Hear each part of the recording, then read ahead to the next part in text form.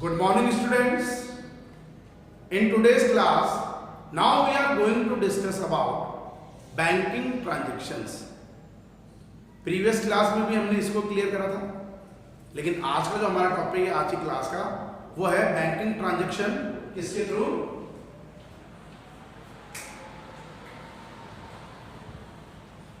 ठीक है। अब हम आज की क्लास में जो डिस्कस करने जा रहे हैं वो है हमारे बैंकिंग ट्रांजैक्शन थ्रू चेक, कि चेक के थ्रू, क्योंकि एक लीगल डॉक्यूमेंट होता है चेक हमारे पास में।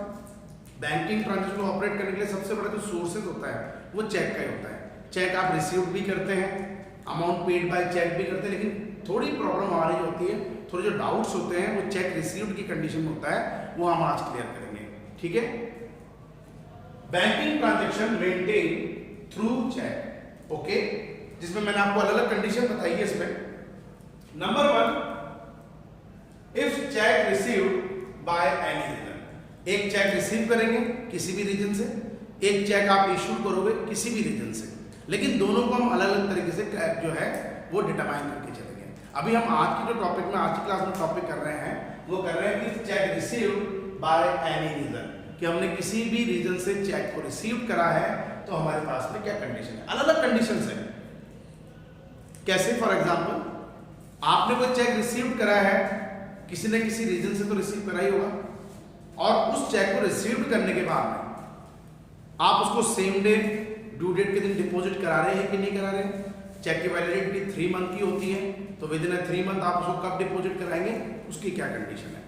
चेक आपने जो रिसीव करा था, जब आप इसको बैंक में डिपॉजिट करा रहे हैं उसकी ड्यू डेट में बिकम डिसऑनर्ड हो गया है, तो हमारे पास में क्या कंडीशन है, ठीक है। तो पहला पॉइंट हम यही लेके चल रहे हैं इसमें, if cheque received by any reason. सबसे पहली चीज, जब हम चेक रिसीव करते हैं तो कोई भी रीजन हो सकते हैं। सबसे बड़ा रीजन होता है गुड्स सोल्ड का। आपने गुड्स सोल्ड करे और कस्टमर ने एज ए पेमेंट आपको कैश देने की बजाय एक चेक इशू कर दिया। चेक भी जनरली हमारे कैश को ही रिप्रेजेंट करता है। डिमांड ड्राफ्ट है, चेक है, बैंक ड्राफ्ट है, बिल्स ऑफ एक्सचेंज है, ये सब हमारा कैश का ही एक फॉर्म होता है, ठीक है। करेंसी मिलने की बजाय हमने क्या करा, चेक रिसीव करा, कोई प्रॉब्लम नहीं है। हम उस डेटर्स के बैंक में जाके उसको क्लियर करवा सकते हैं, उसमें कोई प्रॉब्लम नहीं है। आजकल तो नेट बैंकिंग है तो चेक इतना टाइम लगेगा नहीं, विद इन 1 डे में मैं ज़्यादा बोल रहा हूँ, 1 आवर 2 आवर 3 आवर के बाद में चेक क्लियर हो जाते हैं। तो कहने का मतलब हमारे पास में नॉर्मली कंडीशन में क्या हो गया, जो चेक हमने रिसीव करा है वो हमने किसी रीजन से रिसीव करा है, but if receive cheque deposited same day into bank on its due date. अब यहां पे ऑन इट्स ड्यू डेट का मतलब क्या होगा। फॉर एग्जांपल, हम डेट ऑफ ट्रांजैक्शन मान रहे हैं 15 अक्टूबर। 15 अक्टूबर को आपने कोई गुड्स सोल्ड करा और आपको 15 अक्टूबर का ही कस्टमर ने चेक दे दिया, और आपने उस चेक को रिसीव करने के बाद में उसकी ड्यू डेट भी 15 अक्टूबर थी, डेट ऑफ ट्रांजैक्शन भी 15 अक्टूबर थी, आपने सेम डे इसको बैंक में डिपॉजिट करा दिया, तो हमारे पास में क्या कंडीशन बनेगी। तो if receive cheque deposited same day into bank on its due date, same day due date में आप डिपॉजिट कराएंगे तो आप उसकी क्या एंट्री बना के चलेंगे। एक नॉर्मल बेस में अपने पास एंट्री बन रही है। Bank is artificial person, bank एक ऑर्गेनाइजेशन होता है, एक नॉट फॉर प्रॉफिट ऑर्गेनाइजेशन है जो पब्लिक वेलफेयर के लिए काम करता है, ठीक है।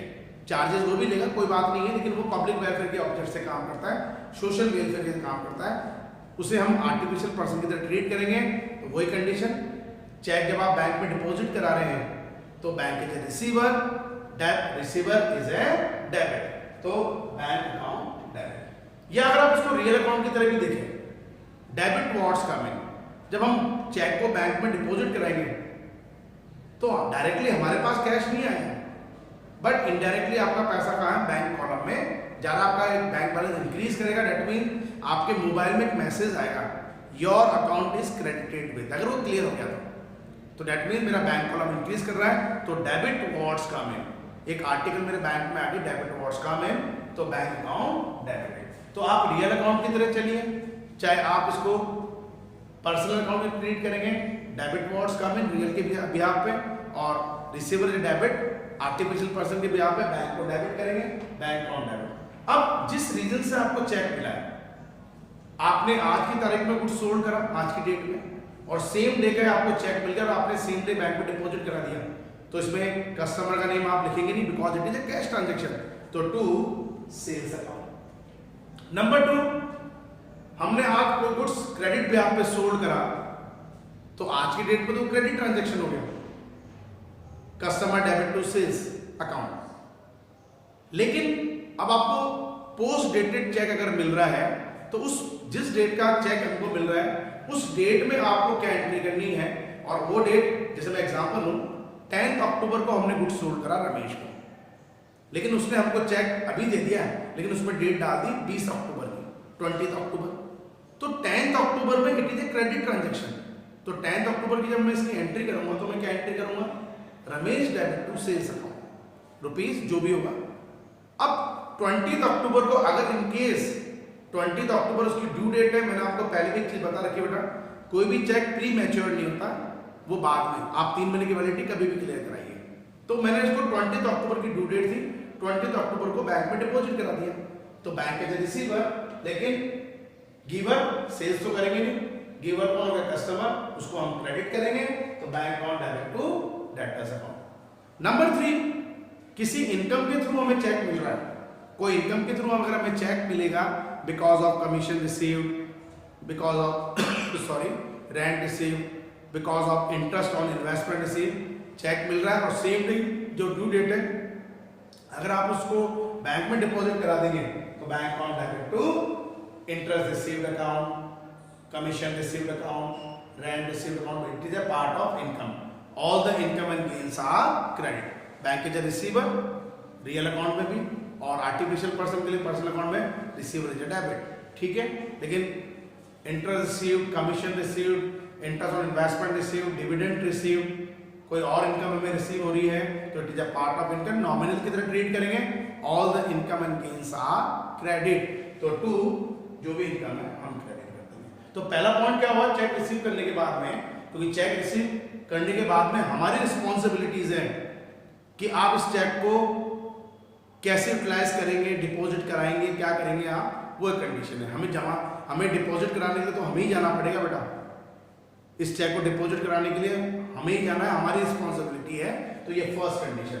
If receive cheque deposited same day into bank. Number 2, if receive cheque should not be deposited same day into bank. आपने चेक रिसीव करा, बट आप उसको सेम डे बैंक में डिपॉजिट नहीं करा रहे, कोई भी रीजन हो सकता है, आप बिजी हो, आपको आज टाइम नहीं है, लेकिन आरबीआई ने आपको एक लिमिटेशन दे रखी 3 महीने की, आप इसको 3 महीने में कभी भी वैलिडिटी डेट है आपके पास 3 मंथ, कभी भी क्लियर कराइए।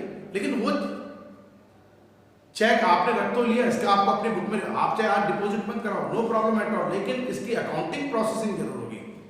तो in case if receive cheque should not be deposited into bank by the business enterprises और proprietor and kept to him in a business enterprise is known as cheque in hand. इसको आप क्या बोल के चलेंगे, ये चेक इन हैंड की condition होगी।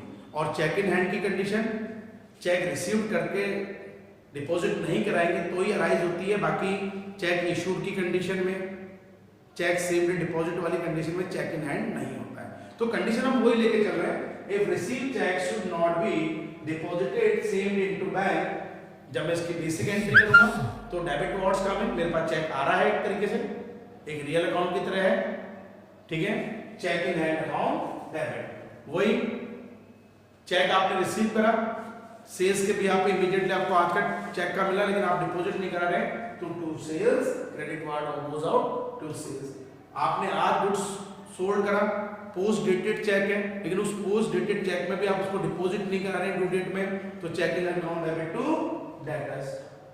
और कोई इनकम के थ्रू आपको चेक मिल रहा है, आज की डेट से मान लीजिए 10 अक्टूबर का आपको चेक मिल रहा है, आप उसको इनकम के थ्रू मिल रहा है और सेम डे डिपॉजिट नहीं कराएंगे, तो it is also known as a cheque in hand. मतलब कंडीशन एक क्लियर रखनी है, जो चेक आप रिसीव कर रहे हैं उसकी ड्यू डेट में एंट्री जरूर बनेगी। अगर आप सेम डे डिपॉजिट कराएंगे तो बैंक अकाउंट डेबिट करेंगे, और सेम डे डिपॉजिट नहीं कराएंगे, अकाउंटिंग प्रोसेसिंग में it is a cheque in hand account debit to income. Next point, okay, अब आपने चेक को सेम डे डिपॉजिट नहीं कराया, कोई बात नहीं, लेकिन हम ये भी जानते हैं कि चेक अपने आप में तो कैश में कन्वर्ट होगा नहीं। इसको कैश में कन्वर्ट करने के लिए आपको बैंकिंग प्रोसेसिंग नेसेसरी है, बैंक में जाना आपके लिए जरूरी है। जब तक आप बैंक में नहीं जाएंगे, बैंक के ड्रॉप बॉक्स में इसको नहीं डालेंगे, वो क्लियर कैसे होगा? तो अब ये जाएगा अपना बैंक के अंदर फ्यू डेज, कुछ टाइम बाद में, फॉलोइंग डेज के अंदर। 10 अक्टूबर का चेक है, आपने सेम डे डिपॉजिट नहीं करा के 11, 12, 13, 14, 15 विद इन 3 मंथ, 3 महीने के अंदर अंदर आप उसको क्लियर करवाएंगे। तो कंडीशन नंबर 3 इसी में, when received check deposited into bank after a few days of इस रिसीविंग डेट, जो ड्यू डेट थी उसके बाद में हम इसको डिपॉजिट करा रहे हैं, तो हमारे पास में क्या कंडीशन है? एक बेसिक बात है कि इसमें भी हमने कंडीशन कर ली बैंक अकाउंट डेबिट। बैंक, अब चेक तो कौन लेगा? बैंक के लेगा, तो आर्टिफिशियल पर्सन है, ही इज अ रिसीवर, तो bank account debit. But cheque in hand is a real nature account, credit what goes out, क्योंकि ये कैश को रिप्रेजेंट कर रहा है, एक आर्टिकल ही है। अब आपके पास चेक जब आया था, सेम डे डिपॉजिट नहीं हुआ, तो debit what's coming, cheque in account debit. But जब आप इसको बैंक में डिपॉजिट कराओगे तो it is a credit what goes out. एक आरटी अपने पास में कॉमोडिटी गई है चेक इन हैंड के नाम से to cheque in hand account, तो bank account debit to cheque in hand account. Last and final इसी कंडीशन में अगर हम लेके चले, अभी और कंडीशन भी है, अभी बोर्ड में केवल 4th कंडीशन आपको बता रही है, if received cheque become dishonoured. आपने कोई चेक रिसीव करा, ये कोई जरूरी तो नहीं क्लियर ही होगा, चेक आपने रिसीव करा, ओके, जब तक आपके अकाउंट में अमाउंट क्रेडिट नहीं होगा, आपके मोबाइल में मैसेज नहीं आएगा your account is credited with. आजकल तो नेट बैंकिंग हमारे पास है, आप नेट बैंकिंग के थ्रू जब चलते हैं, कंप्यूटराइज टाइम है बेटा, तो जो भी चेक की प्रोसेसिंग होती है, बैंकिंग जो प्रोसेसिंग होती है, वो हमारे नेट बैंकिंग के जब थ्रू क्लियर होती है, तो आपके पास मोबाइल में एक मैसेज भी आएगा, अगर आप पॉजिटिव जा रहे हैं बैंक में तो योर अकाउंट इज क्रेडिटेड। आप कोई अमाउंट बैंक में डिपॉजिट कराएंगे, कोई चेक बैंक में डिपॉजिट हुआ और क्लियर हो गया, मतलब कि आपके अकाउंट में पैसा आ गया, तो आपके मोबाइल में एक मैसेज आएगा your account is credited with. और अगर आप नेगेटिव हो, आपने किसको पेमेंट करा थ्रू चेक के, या पेटीएम से आप किसको पेमेंट करें, या फोन पे से पेमेंट करें, या एटीएम से आपने पैसा विड्रॉ करा है, तो आपके पास एक मैसेज आएगा मोबाइल में with in a second your account is debited with, कि आपका अकाउंट डेबिटेड हो गया, मतलब आपका अमाउंट नेगेटिव हो गया। तो यहाँ पे हम वो बात नहीं कर रहे हैं, हम तो ये मान रहे हैं कि रिसीव चेक को हमने पहले पॉजिटिवली मान के अकाउंटिंग प्रोसेस में ले लिया, लेकिन इनकेस अगर ये क्लियर नहीं हुआ, cheque receive cheque become dishonoured, ये अगर डिसऑनर्ड हो गया बाय एनी रीजन, हमें एक चीज पता है बेटा कि आज कोई भी चेक डिसऑनर्ड होने का कई रीजंस होते हैं। सबसे बड़ा जो रीजन होता है, सबसे मेजर जो रीजन होता है, it is insufficient amount in particular bank. जो सेंडर था जिसका आपने चेक रिसीव करा है, उसके अकाउंट में अगर सफिशिएंट पैसा नहीं है तो आपका चेक डिसऑनर्ड होगा ही होगा। ठीक है, 10,000 रुपीज का हमें चेक मिला, लेकिन अपने अकाउंट में पड़े रुपीज 8,000 ही उसके अकाउंट में, तो चेक कैसे क्लियर हो जाएगा? क्योंकि करंट अकाउंट की फैसिलिटीज नहीं है, तो ऐसी कंडीशन में चेक बिकम डिसऑनर्ड। अब बेटा उस डिसऑनर्ड की कंडीशन में हमें एंट्री भी तो बनानी है। अब एक नॉर्मल बात है, चेक डिसऑनर्ड होगा, बैंक वाला मुझे रिपोर्ट करेगा कि सर ये चेक डिसऑनर्ड हो गया है, आप इसको क्लियर आके यहाँ से कलेक्ट कर ले। अब बैंक ये चेक मुझे रिटर्न करेगा, मुझे एक नोटिस भेजेगा कि आपका चेक, मैसेज आ जाएगा मेरे पास मोबाइल में कि आपने ये जो चेक डिपॉजिट करा था ये नंबर का बिकम डिसऑनर्ड। अब मैं बैंक से जाके कलेक्ट कर लूंगा, लेकिन ये चेक रख के मैं भी मेरे पास क्या करूंगा, तो इस चेक को मैं वापस से किसको रिटर्न कर दूंगा, अपने किसी कस्टमर जिससे मैंने रिसीव करा। तो यहाँ पे अब हमारा ट्रांजेक्शन हो गया डिसऑर्डर की कंडीशन में, वो उस डेटर्स में, कस्टमर में और बैंक के थ्रू है, दोनों पर्सनल अकाउंट है। रिसीवर इज अ डेबिट, मैंने वो चेक रिसीव करा बैंक से और मैंने किसको रिटर्न कर दिया, अपने डेटर्स को, तो मेरे पॉइंट ऑफ व्यू से यहाँ पे रिसीवर कौन हो गया, डेटर्स, तो debtors debit. And who is the giver, यहाँ पे गिवर कौन होगा, bank is a giver to bank account. तो हमारी डिसऑनर्ड की कंडीशन में क्या एंट्री बन गई, debtors account debit to bank. But यहाँ पे बेटा एक इंपॉर्टेंट बात आपको ये ध्यान रखनी पड़ेगी, जब कोई भी चेक डिसऑनर्ड होता है, बिकम डिसऑनर्ड, तो ऐसी कंडीशन में एज ए पेनल्टी मेरा बैंक भी मुझसे कुछ पेनल्टी चार्ज करेगा, कुछ पनिशमेंट करेगा मुझे, एक चेक ट्रांजैक्शन अमाउंट का कुछ अमाउंट मेरे अकाउंट मुझे डिडक्ट करेगा। ऐसे ही जो अगेंस्ट पार्टी जिसने मुझे चेक देते उसका बैंक वाला उससे भी पनिशमेंट करेगा, जिसे हम नॉर्मल अकाउंटिंग लैंग्वेज में बोलते हैं नोटिंग चार्जेस। नोटिंग